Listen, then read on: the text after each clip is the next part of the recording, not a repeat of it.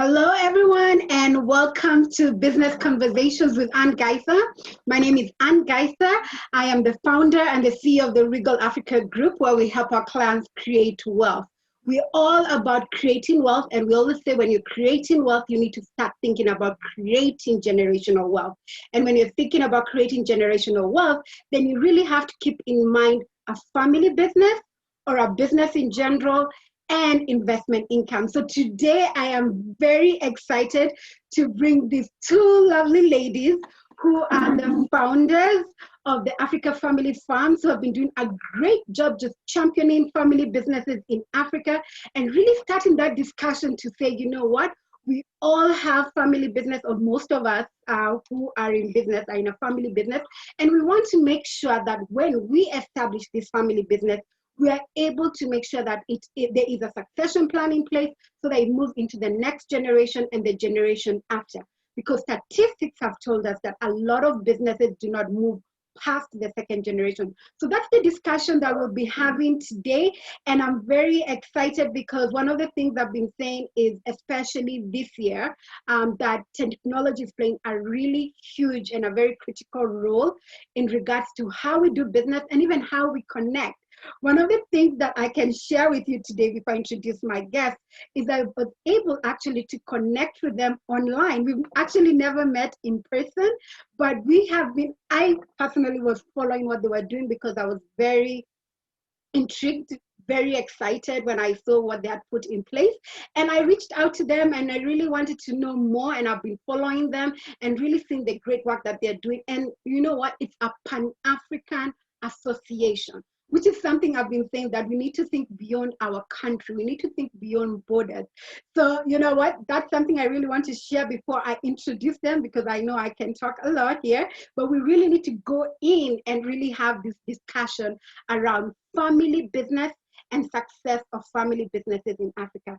So I want to go ahead and thank my guests for joining me. I have Tsitsi Mutendi and Anani.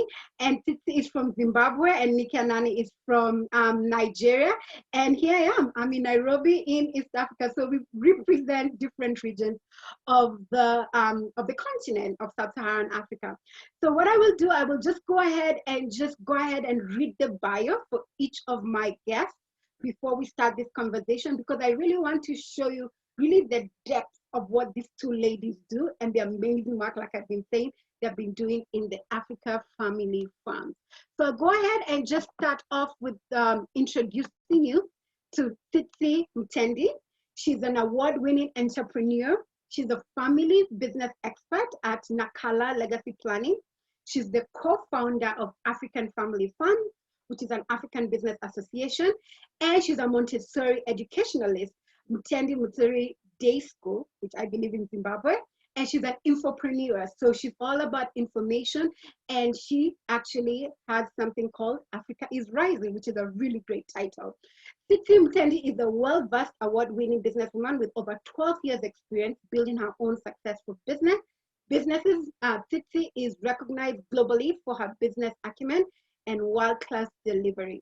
She's an alumni of Fortune US State Department Global Women's Mentoring Program. She's a member of the African Leadership Network. She owns and runs a Montessori primary school, is a publisher and editor-in-chief of Edgar's Club magazine. Her academic background lies in strategic business and brand management. She is currently committed to working with African family businesses to see them transition from generational wealth to generation legacies. To that end, she has co-founded African Family Farms, a family business association aimed at helping African family businesses and next generation to become a part of the projected approximate USD $59 trillion global wealth transfer. Most importantly, she is a wife, a mom to 3 cherished children who are called Jasmine, Mufaro, Daniel, Jimon, and Yasha Maya, who have given her more motivation to leave an impactful legacy. So that is going to be our first speaker. And I'll go ahead and introduce you to Anani. So is a family business expert with the Anani practice, and she's also a co-founder of the African Family Farms, which is, of course, an African Business Association. Nikki Anani is a next-gen coach and mentor. She focuses on building multi-generational African businesses and wealth. Only 22% of African family businesses successfully transition to the second generation, and Nikki's mission is to reverse this trend. Nikki assists second generation family members, next gen, in maximizing their leadership effectiveness for service in the family business and in discovering and pursuing their unique life purpose. She has almost a decade of experience working in African family businesses as a next gen in her parents' business and also as the co-founder of several others. This inside experience as a next generation, as a next gen, birthed a passion to help others in similar shoes as herself in finding their voice, leading effectively and collaborating with their parents in building legacy businesses that would outlive them. After graduating from the University College London in the United Kingdom with a degree in economics in 2008, Nikki worked at Deloitte London for 3 years in corporate tax international, where she qualified as a chartered accountant. Thereafter, in 2011, she relocated to Nigeria to work in her family businesses. She's the co-founder of African Family Farms, the Pan-African Association of Family Businesses, and is the author of Building Resilient Family Enterprises. Nikki is a member of the Institute of Chartered Accountants, England and Wales, Institute of Directors, Family Farm Institute, and a fellow of the Institute of Management Consultants. She sits on the board of several companies, and she's happily married and a mother of 2 boys. So with that, you can actually tell that these 2 ladies are really walking the talk, right? They have run family business, so I think they're very well versed in really talking about this discussion that we'll be having today in regards to African family business. So welcome both of you, and I'll go ahead and just start with you, Tsitsi. You know, you're the founder, co-founder with Nikki in this association. So just tell me, what made you decide that it was time to start the African Family Farm? Thank you, Anne, for having me, and welcome everybody who's joining us tonight. African family firms. I think the journey that I've had as a family business owner, as well as third generation, and when I say third generation, I don't mean a continuation. I mean, in each generation, we had to restart our own family businesses.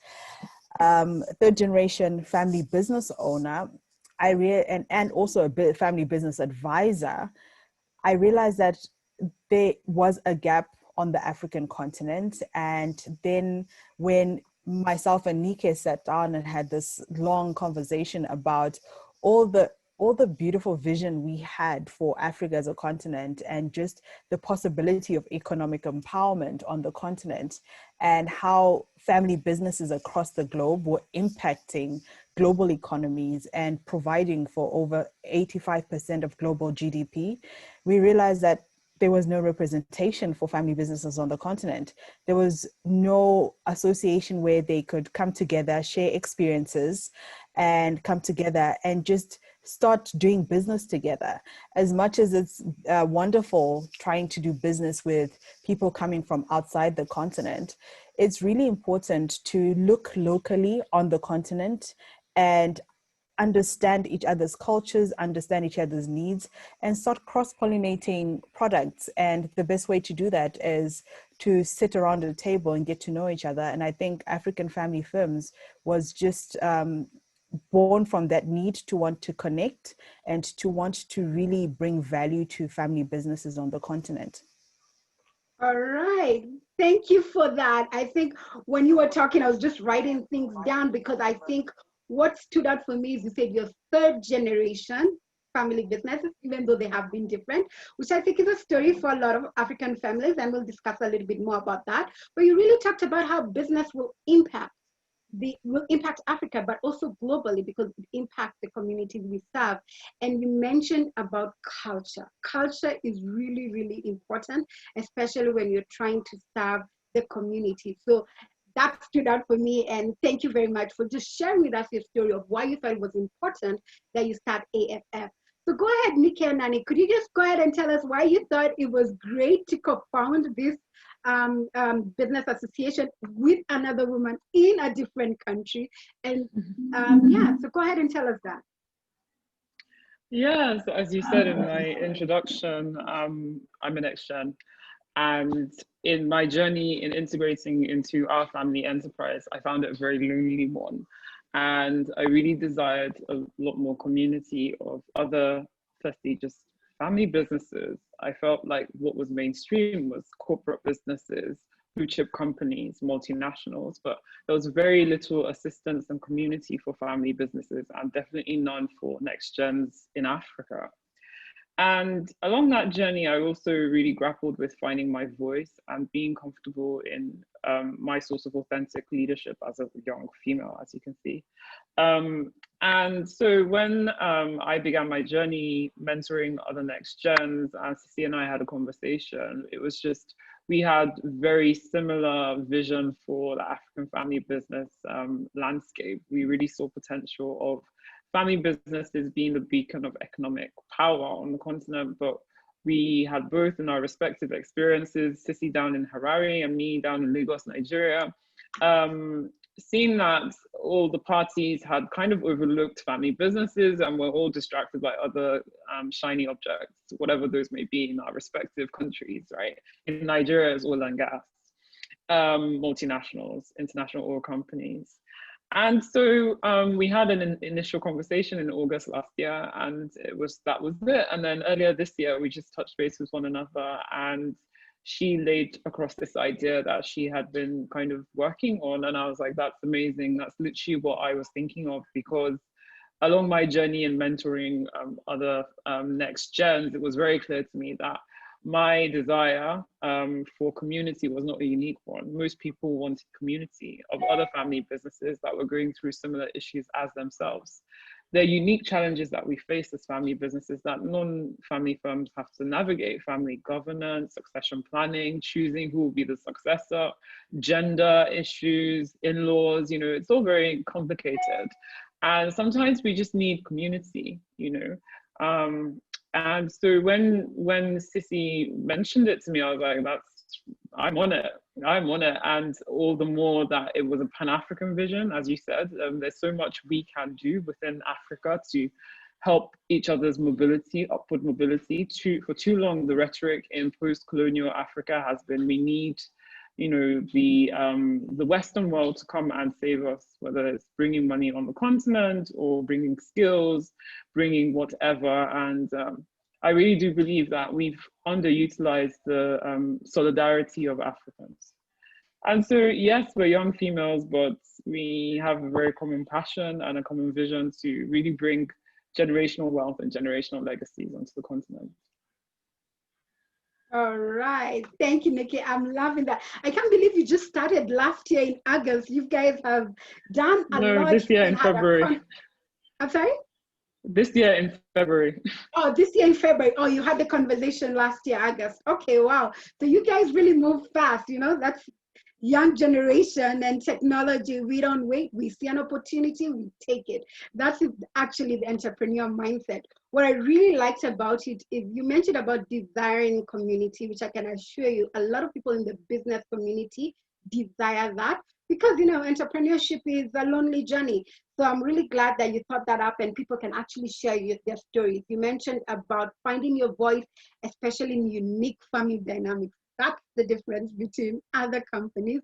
There's always some kind of office politics, but in family, it's a bit different. And especially me who does wealth management and really talking to families about creating generation wealth and business being there, I see that. So you're managing a business and managing family dynamics. So we'll discuss more about that. But I love the fact that both of you said you had similar visions. So you're both thinking about this, but you're on different parts of the continent, but through discussions, you're able to come together and create something wonderful. So thank you again for that. So go ahead and ask you, Nikki, a question. I'm quite curious, right? So you're in a family business, right? That your parents established. So you're a next gen, as you say, next generation business owner. What was your experience and how are you ensuring that your children will grow your family business in their future based on your experience. So you learn something, that's why of course you're mentoring. What is it that you're going to do with your children to make sure that they run the family business better if you want them to run it? My experience integrating into our family business, so I actually started off the family office about 2 months into my journey in Nigeria. And what I loved about that experience was my dad gave me relatively free hand. I had a lot of autonomy. And so it gave me, though it was a lot of responsibility, it was an avenue through which I could exercise my leadership and really gain confidence, because I was coming from a highly structured environment in Deloitte and making a huge change from City of London to entrepreneurial Nigeria, and to the family business, from corporate to family business, was very huge for me. And it was daunting, but that he gave me a free hand was really, really amazing, because I now recognize that a lot of my confidence today is because it was like a stamp of approval. You can go ahead and do practically what you want with the family office. Funds are willing, if there are funds available. But in the family business, it was a bit of a different story. That was very much his territory. So I think, looking forward with our young next gens, our 5-year-old and almost 3-year-old, I would definitely replicate same, is give autonomy, obviously within reason and with accountability.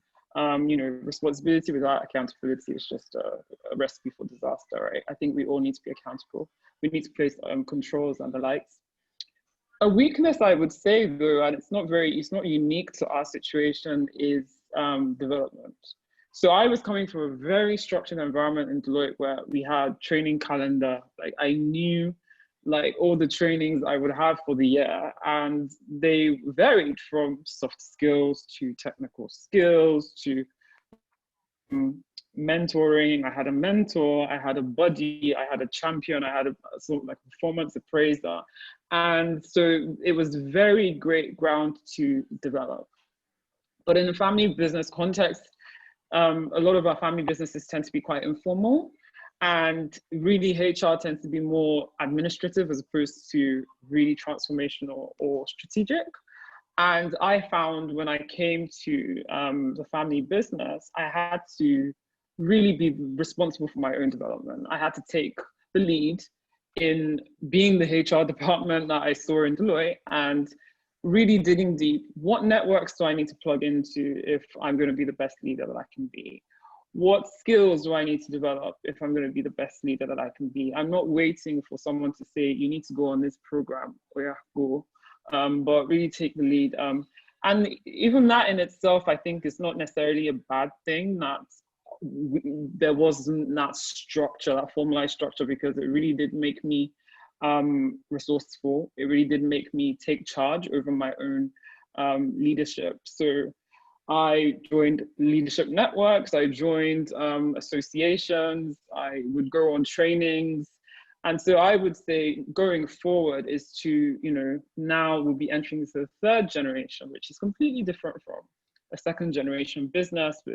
So we would need to formalize the training and development of the next generation, both technical in terms of the industry that we face, general skills like personal finance, wealth planning, and also the very soft stuff, which Tsitsi is going to say, I'm sure she will, she always does. It's the soft stuff that hinders the family businesses, conflict, communication, lack of clarity, all the things that for some reason in 21st century business world, we seem to think that those are the things that we should work on after hours, but actually we find that it's the soft stuff that even keeps non-family firms together.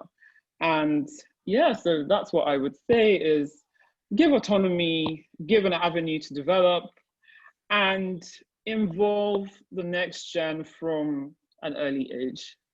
Not necessarily at the point when you want to retire, then it's like, who's next? And that's one good thing that I think my parents did, was involved us from a very early age. Even those, my brothers that are not operational in the business, they're very involved. Yeah. Okay, thank you for that. I agree for family businesses to be successful. children need to be involved from an early age because they watch, they learn, and then they can then make the decision whether they want to be in it full time or they'll make another decision of how they'll support the family business. But I would like to tell you to thank your dad. One, because you know what?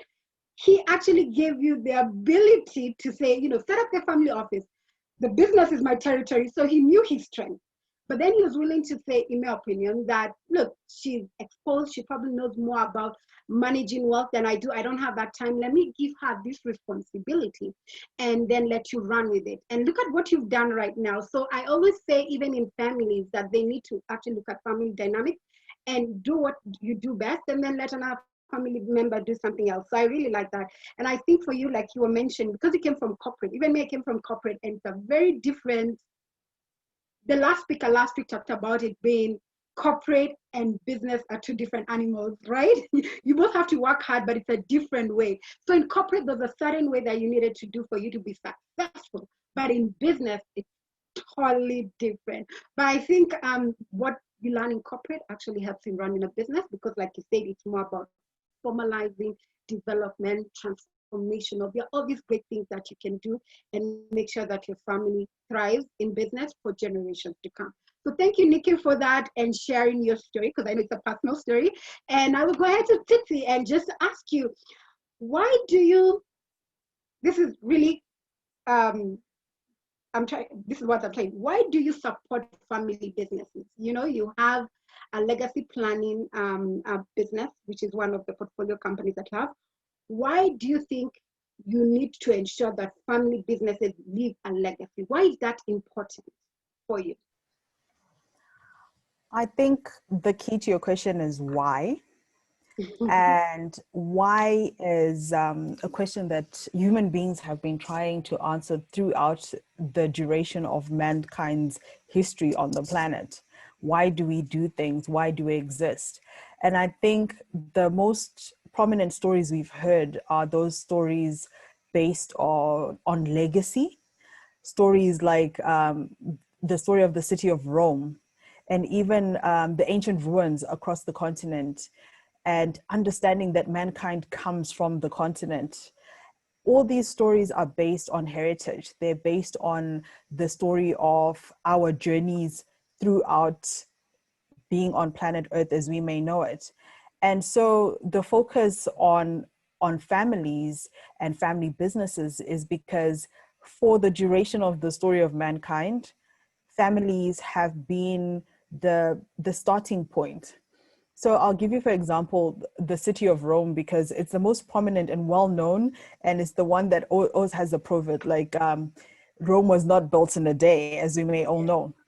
And it all started with two brothers who decided to settle their family next to a river, and then other people joined them. And then they started having a strategy and they started building a city. And today we know it as Rome. And we know it because it has existed for many, many years. And on the continent, we have had a very turbulent past, but we're looking to a future where we have a next gen that is the youngest in the world, that is capable, that is thriving, and that needs to start resourcing it in a way that will not only take forward a different narrative for the continent, but a very strong and powerful narrative for the continent. I think our past has been very rooted within politics and the geopolitics of the world. So going forward, if we really want to see Africa rising and Africa becoming the next big industrial capital of the world, or the continent of the world, we have to really invest in economies. And I think now understanding that economies are driven by family businesses tells us that as much as we're investing in entrepreneurs and calling them entrepreneurs, SMEs, MMEs, and all the technical terms, and tooling them for systems and procedures. And like what Nike said, I like differentiating your systems and procedures and the soft issues. We have to also understand that on the continent, we have a lot of soft issues, a lot of technical issues. We have a lot of hurdles we still need to overcome, a lot of disparities that still need to be faced head on. And all these things need to point towards the growth of the continent on an economic level. And as we've seen globally and even on the continent, it is family businesses that are the heart of economy. We start these businesses to create a better future for our children. We start these businesses Hello? to provide services. We start these businesses to carry to literally add on to the value of the economy. So it's time we started looking at the issues that are stopping the family businesses to be becoming multi-generational. And also it's time we started looking at how can we make solid businesses where we don't look at just the Rockefellers as the epitome of success, but we look at the Ananis and the Mutendis, and we look at these companies as world-class companies that are changing what is going on the globe and having a say, and are not only, we're not importing companies into Africa anymore, but exporting African companies and African goods. Great, thank you for that, because I agree with a lot of what you said, or maybe all of it, but a few highlights, because I always tell people you start with the why and legacy. Legacy is really, really critical. I talk about that, and that's why I think I always pay attention when you're talking, just so that I can continue getting these nuggets of wisdom to then also share to the rest of the world. One of the things that you mentioned is about heritage. Africans need to be proud of their heritage. Families need to share their family stories of struggle and triumph and what they have done to overcome. I think we need to see that. And it always starts from somewhere. So somebody has to start that journey, and then the generations to come build on that. You mentioned about a turbulent past, but a promising future. The future is Africa. The future is young people. The future is women. The future is men too. But what we're just saying is the future is just not one thing, and we have a bright future. I'm very excited about that. You, of course, talked about economies being driven by family businesses. I always say that we focus in Africa a lot about politics, which, affects government, which affects a lot of things. But family business is the economic engine, and that's what's going to eradicate poverty on this continent. So keep doing what you're doing and all you're saying about family business, and just encouraging people to go ahead and do that.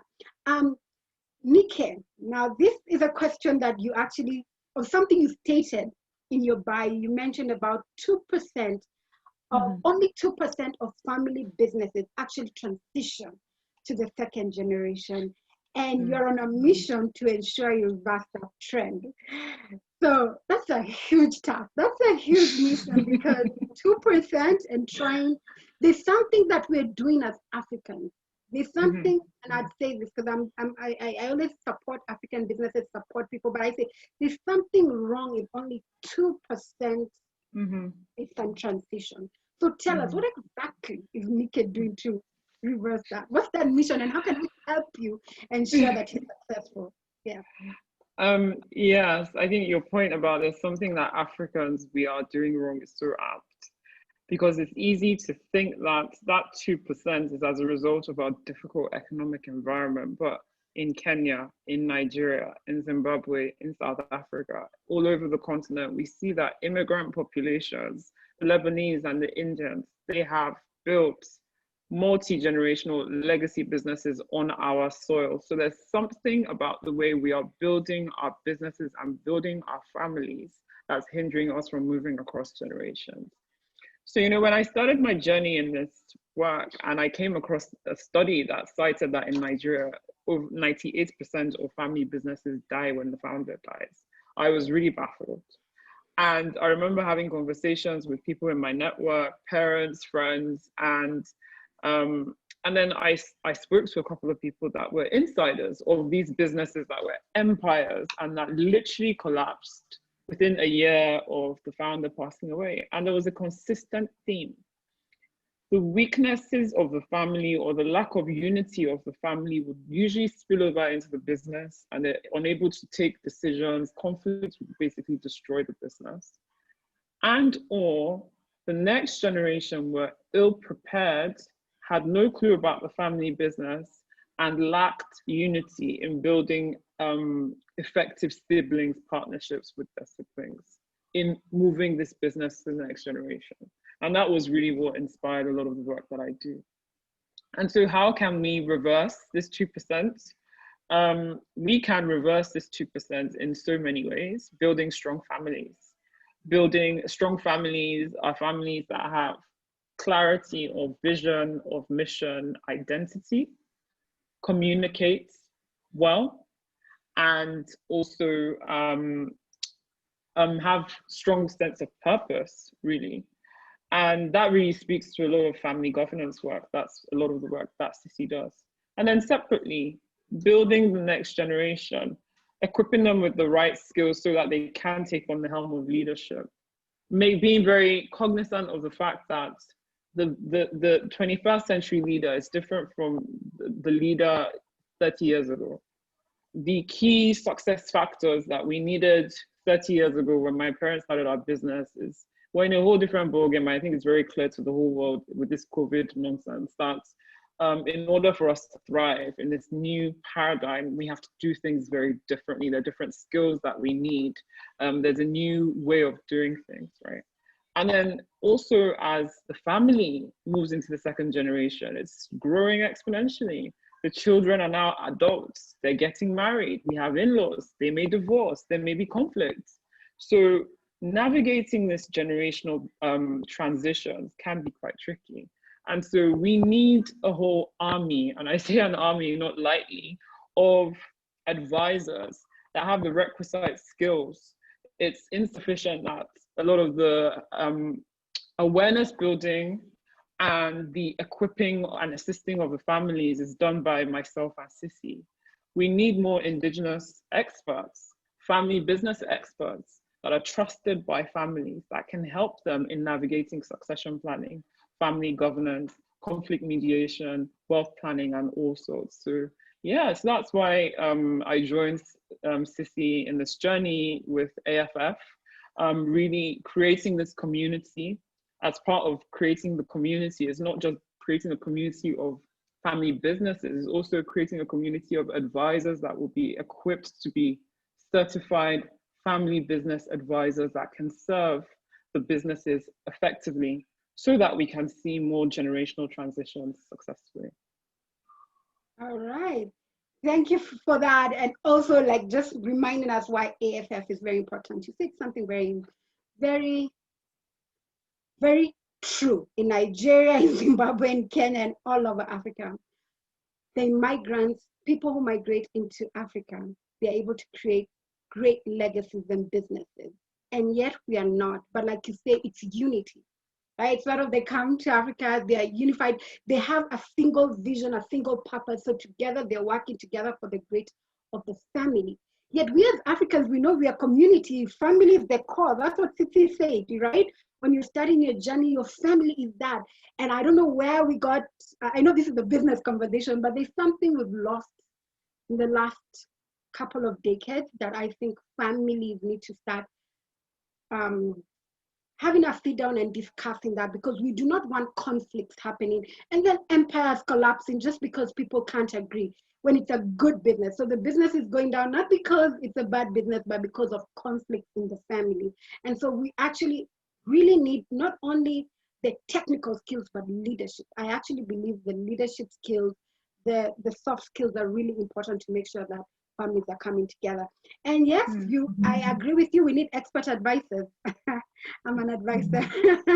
And really that's what I'm telling people. But it comes then back to culture. People don't want to let you in, right? Africans, we keep things close to our heart. When all families keep things close. Yeah, yes. So I think then, and maybe that's a different conversation, is as advisors, how do you build trust so that people know you're actually there to help them, to make sure it benefits not them, but generations to come. How do we communicate that? Because maybe there's some missed things, because a lot of, for example, things like discretion, people talk, nobody wants their business out there. So how do we make sure there's fiduciary responsibility, but also discretion and different things outside just the technical skills that an advisor does. So thank you again for that. Tsitsi, I read your bio. I saw all these businesses that you're doing, right? So you're in publishing, you are in education, you have a business association. You are doing different things, and that's the entrepreneur mindset.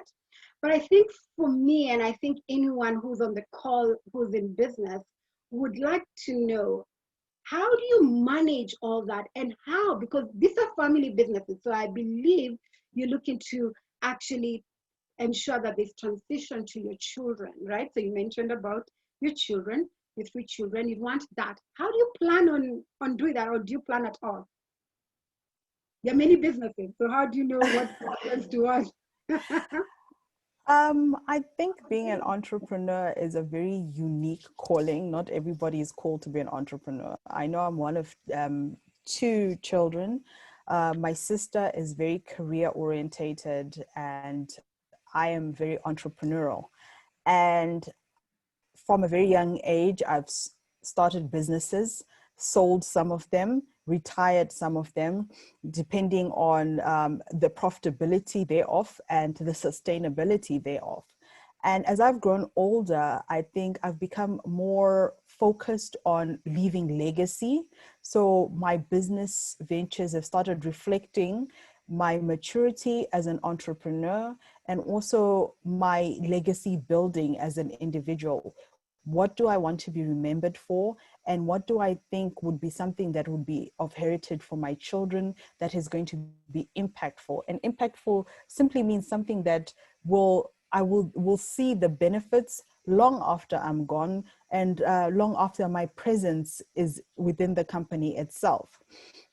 So you'll find that if you go on my website, you'll see I've gone from having a fashion label and manufacturing, and gone into magazine publications, to textbook publications, to novels, through publishing. And now I've gravitated towards the school.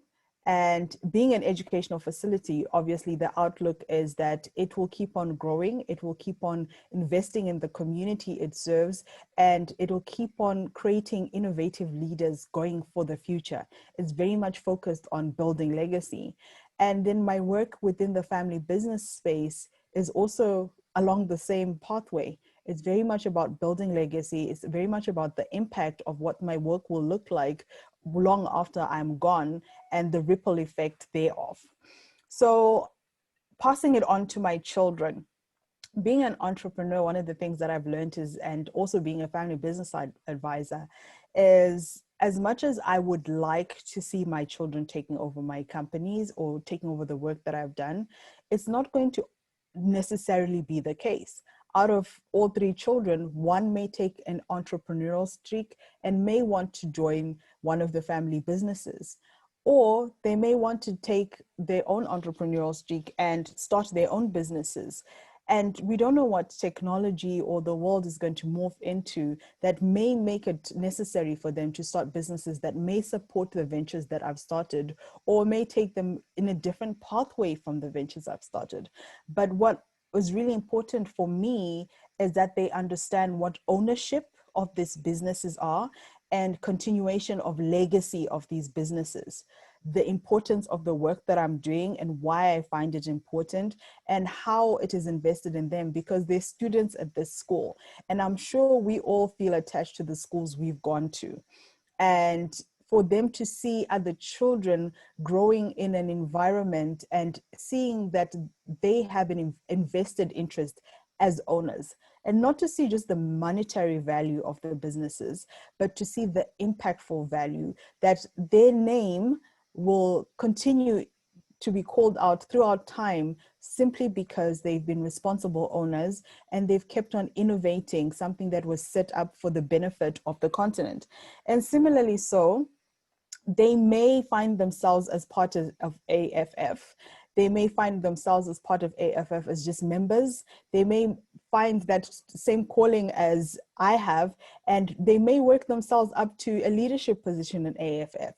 And whatever they do, they will always have that heritage that their mom was co-founder of this platform, and that they also come from a family business background.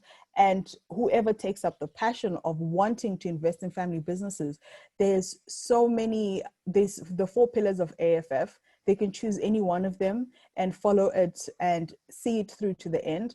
But I want them to find their own identities, and in that same time, be able to have the choice to join any of the ventures that I've set up, but in their own voices and their own application of it. So it's very much about identity, identifying their own why, and learning from all the skills that I've used to apply to grow myself. Wow, I really, really, really love that, because the first thing you said, entrepreneurship is a calling. So not everyone is born to be an entrepreneur, that's key. But you are very articulate to separate ownership and also management, because I just said, because it's a family business doesn't mean you have to manage it.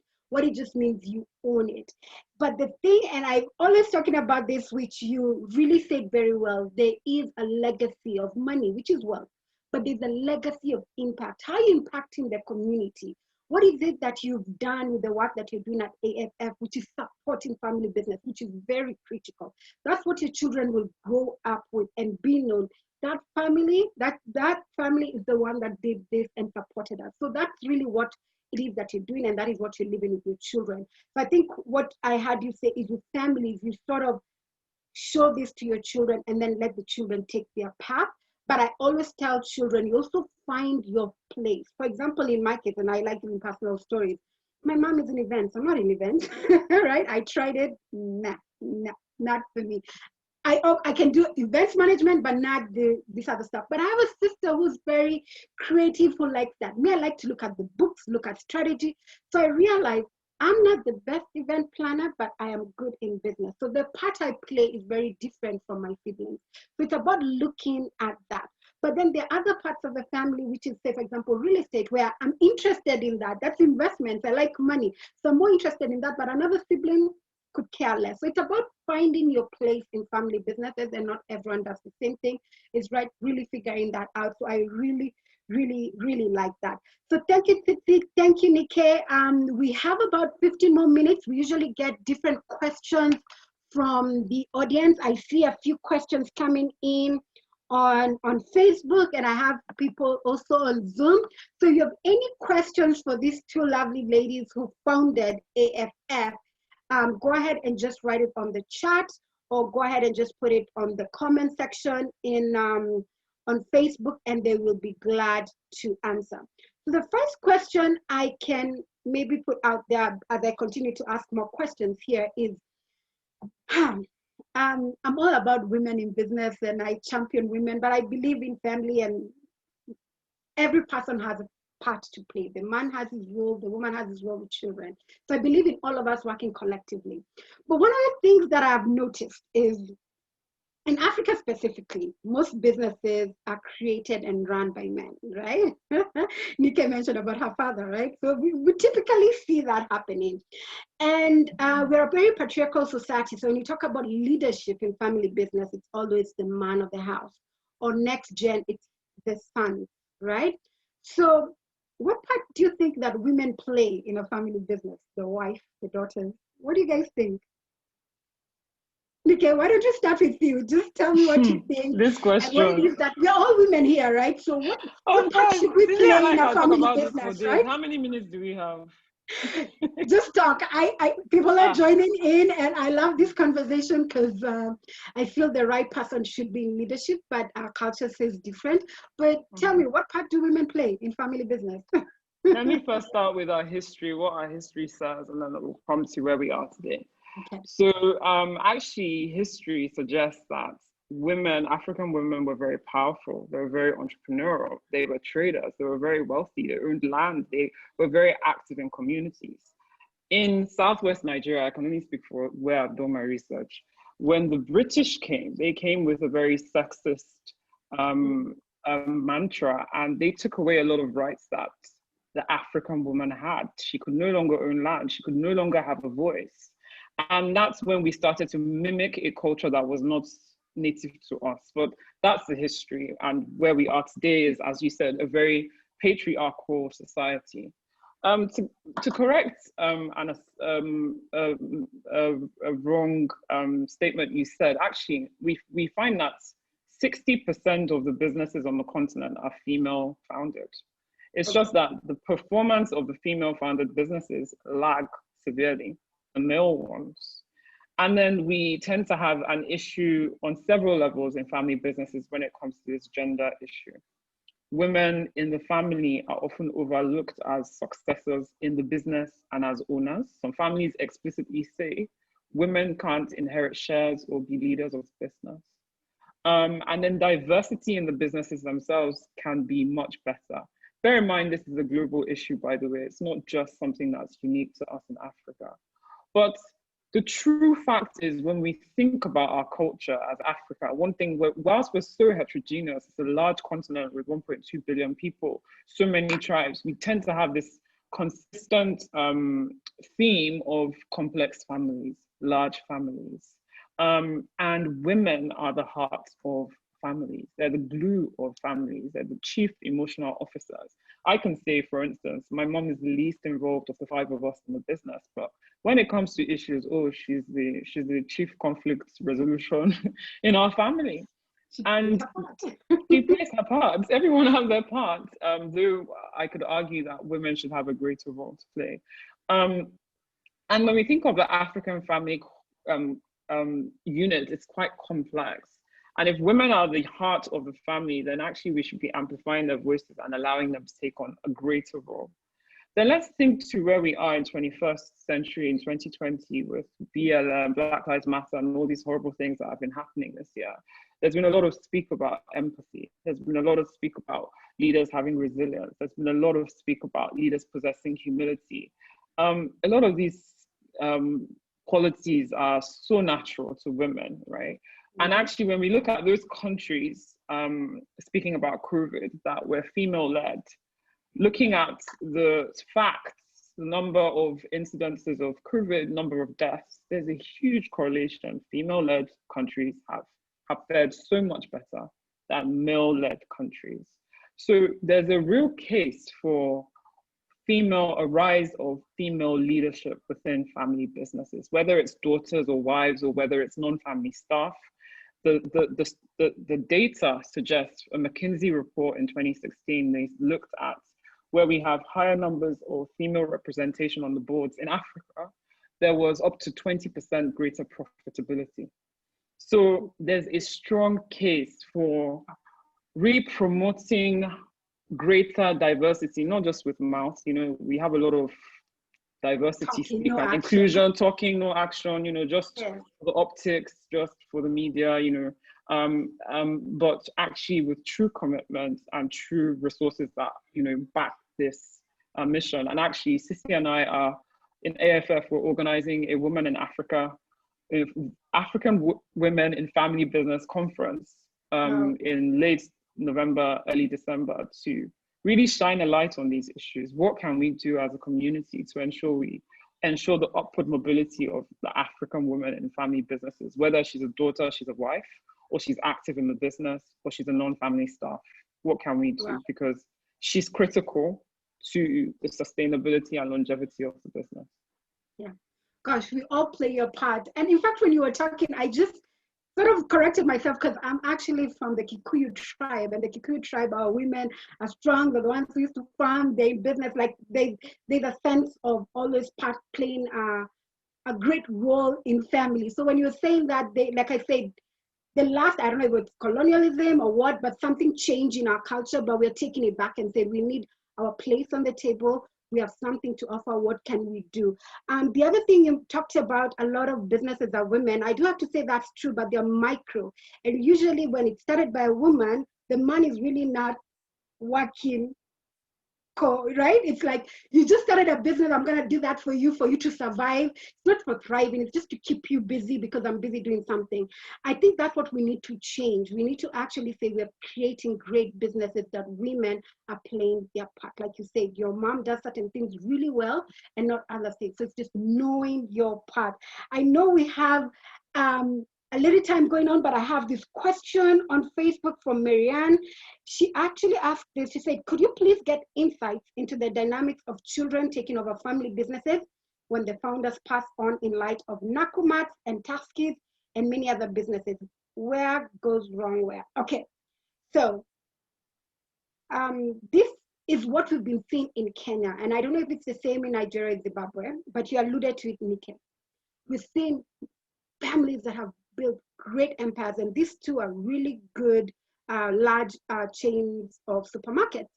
And then the patriarch dies, the dad dies, and then next generation, they're fighting, right? You talked about that earlier. What can be done to make sure? I know you said that, but maybe what you can do is maybe highlight 3 things you think that need to be done in family business so that we do not see this happening, this cycle repeating itself, whereby empires are collapsing because families are not doing the right thing. 3 things. Tsitsi, maybe you can put that because Nike had actually said 3 things. 3 things that are essential for that generational transition to happen. Firstly, communication. We're not communicating to each other. We're communicating around each other. There's no clarity between the different generations. And there is no communication regards expectations from one generation to another. There's no communication regards how the business is being run, why it's being run that way. And there's no communication about the heritage of the business and why it's important and what legacy the founder wants to actually leave. Second thing, governance. When people hear governance, especially in terms of businesses, they think governance is all about corporate governance. But people need to understand what the word governance means in terms of family governance. Family governance has got nothing to do with corporate governance, but supports corporate governance. And that family governance is basically the way we do things around here, the creating of the culture around the family, setting up family meetings where we sit and we have those difficult discussions and we become accountable to each other's family members. We cannot leave issues like succession hanging in the air, and we mustn't think of it, especially as founders, as succession as in my children want to take over from me, but we must look at it very much as business continuity. How will this business continue after I am gone, and how will my family continue to have the lifestyle that I have built for them after I am gone? Because those are the 2 things that fall apart: the business, the finances, the family. And then thirdly, learning to understand each other and understand that there's generational divides. Next gens are important. They are the future. They're not there to hijack your business. They're not there to implement new things because they want you out. No, they live in a completely different generation from you, the founder, the now generation. You sent them to school for a reason. You invested in them so that they can be a better version of you, so that they can have a better life than the one you had. Give them the opportunity. As much as we may communicate and set up governance, we need to engage each other as the current generation and the next generation, and understand that we both add value to the table, where one has brought in a very strong past and has obviously built a business that is worth talking about. And the next person who's taking that baton and running the race, because they're not going to finish it, they have to pass it to another generation. That baton stick has to be passed on. And it's our responsibility to do it. Pass on that baton stick, even if it takes time, even if you feel that there is a conflict of interest, go back to communication, go back to governance, and make sure that the work is done. My 3 things. Wow, pass the baton in the right way and at the right time. Where you say relationships, of course, are very important. You mentioned as a founder, you need to think about business continuity, right? When you're alive, when you grow old, when you pass away, that's critical because you work very hard. So why would you work so hard to see it destroyed after you're gone? And legacy. Why did you start and why should it continue? So if you do those three things, then definitely we will see family businesses thriving, continuing up to the fourth, fifth, sixth generation. Thank you for that. Now, Nike, because of time, I do have another question. Maybe you can answer. It's from Naja Weber. And this is the question that she is asking. Do you find it can be extra challenging to be a female professional advisor when advising high net worth individuals and entrepreneurial families? Is it a challenge being an advisor to be a female? I think the age is more of a challenge than the gender for me personally, particularly when we're thinking of advising founders. And let's be real, even the race. As Africans, sometimes we can be the most biased towards ourselves, and we expect that old middle-aged white man from Switzerland to be speaking on matters of succession planning, right? Or the banker. But you know, I work exclusively with next gens, and that I don't have this dynamic with them, and all my mentees have been female. So perhaps in the future, if I choose to work with the whole family unit, that could be an issue that comes up in the future. But I think it's this gender issue is one that we have to really have a real conversations on, and have real buy-in from we need male allies to champion our causes. Male allies are not doing it and saying things just for the optics and for the media, but really have a true desire to see social change on this continent. Okay, all right. So thank you for that. I agree with you, age is a factor because it's about experience, right? So when you're an advisor, people expect you to have had experience. No, so the older you are, the more it seems that you're a better advisor. But as young people, actually, you've seen things, learned things, you actually can offer better advice. So I think age is an issue. But I also think being a female is a challenge, especially if you're a young female. So you have those two things against you. But what I would say, Naja, on my part, I always say, do your best thing, right? People will know you by the work that you do. Make sure that whatever you do it well and build trust. Because if you build trust with people and you have a good track record, your reputation will supersede yourself, be it your gender, be it your age. So just continue doing that. But it is a challenge as women, whether it's as an advisor, whether as a leader, political business, anything, community leader, even in church, it's always a challenge because you're female. But I think what we just need to do is just keep rising, keep stepping up and overcome those challenges. And I always say, bring other females with you. Just as we have male allies, make sure that you're building other women, because I always say that if women are building other women, then we will see more people, more females rising up and actually becoming professionals, executives, entrepreneurs, really being part of society in the right way. And then when you succeed, people aren't looking at you like, what did she have to do? Because all you did was work hard, right? So with that, so thank you again for that question, Naja, and thank you, Nikki, for that. Because of time, I'll just go ahead and ask you this last question. And I think we need to have a conversation around women and business and family business. But I think we didn't really conclude with that. But I think there's a lot we can discuss around family dynamics and what role women play. So for me, my question is, the vision for AFF, the vision for Africa Family Farms. You thought about it last year. This year, you started it with a bang. You're really helping family businesses. You're really making sure that they're working towards success and great succession planning. What is the vision, and how will you ensure that these family businesses are creating generational wealth for their families? Tsitsi, maybe you can start before we get to make it to end with that. Your last remark. I think the vision for AFF is that we grow into a phenomenal and formidable voice of African family businesses.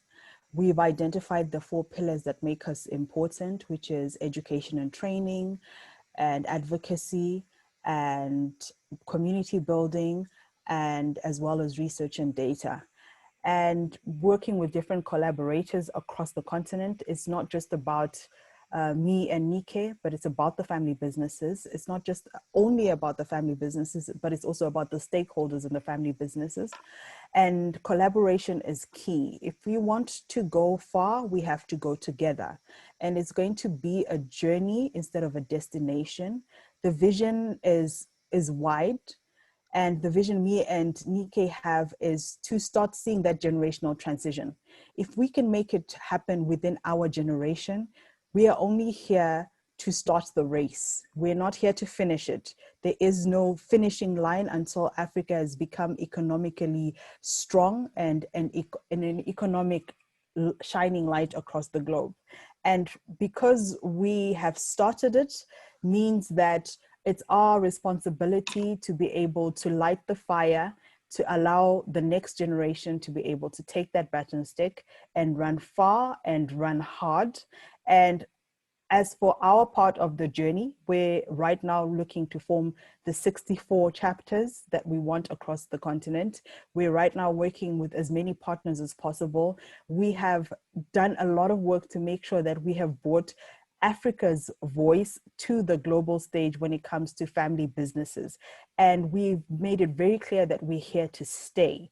And our job is to make sure that as we're running our part of the race, we are going to run hard, we're going to run fast, we're going to run far, and we're going to make sure that we create a vision that is bright enough and lights the way so that the people who take over from us can continue looking at an Africa that is going to change the world and is going to become a visionary and change the narrative of what we've seen Africa as in the past. Thank you. Wow. Wow. Nikki, tell us the vision. What is it that you want to see happen as I'll just zone in specifically at the impacts that each family business has and why it is we do what we do. It's not just about providing financial security for the owning family, which is great for just this current generation and the next generations to come. You know, on our continent, we have a lot of lack, we have a lot of poverty, so financial security is great, right? So it's also about being a social solution.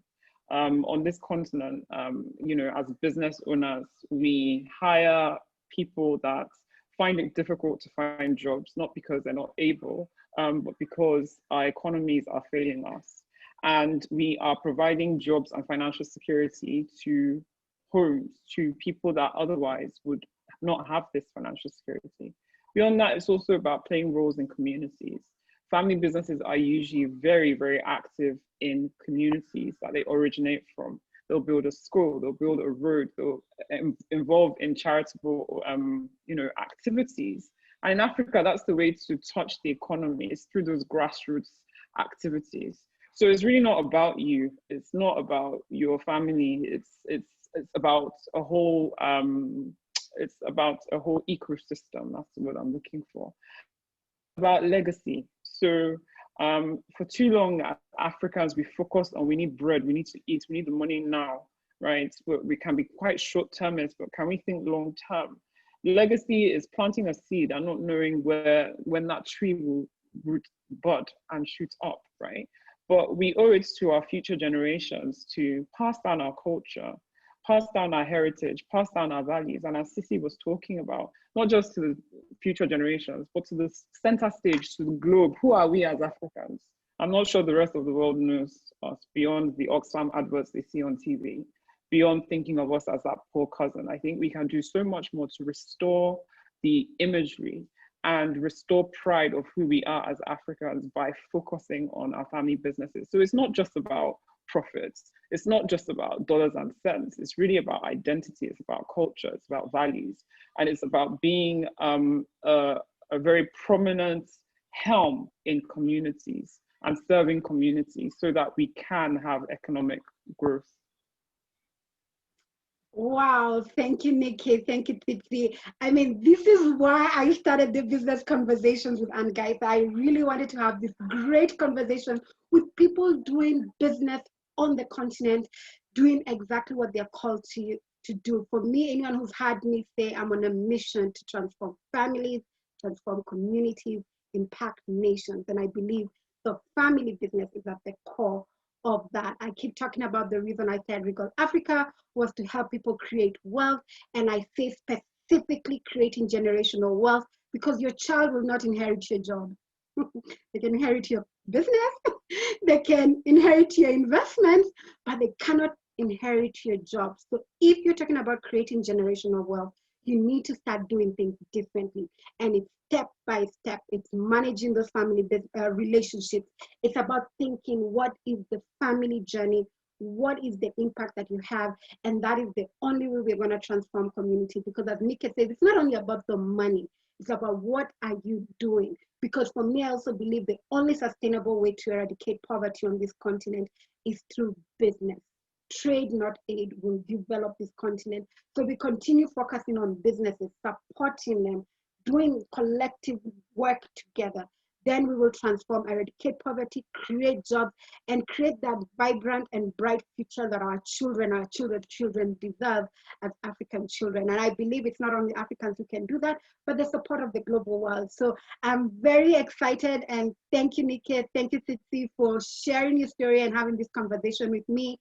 I also want to thank all those people who joined me on Facebook and on Zoom for just joining in, listening, because I keep telling people this is the season, and we're transforming, but I keep telling people this is a season whereby you should be listening, learning, so that you can level up, because the new normal has come. Transformation is coming.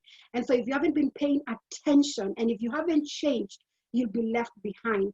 And since Africa is rising, as Tsitsi says, right? Africa is rising. We want to rise up together with that. So I want to thank everyone who joined into Business Conversation with Gaitha. I really, really appreciate it. And I'll see you next week, same time, 6 p.m. East Africa time, 8 a.m. Pacific Standard Time. And let's just have another conversation really about how can we have success in business on this continent, and how can we create wealth. Thank you again, and I really appreciate you for joining in. God bless. Bye-bye.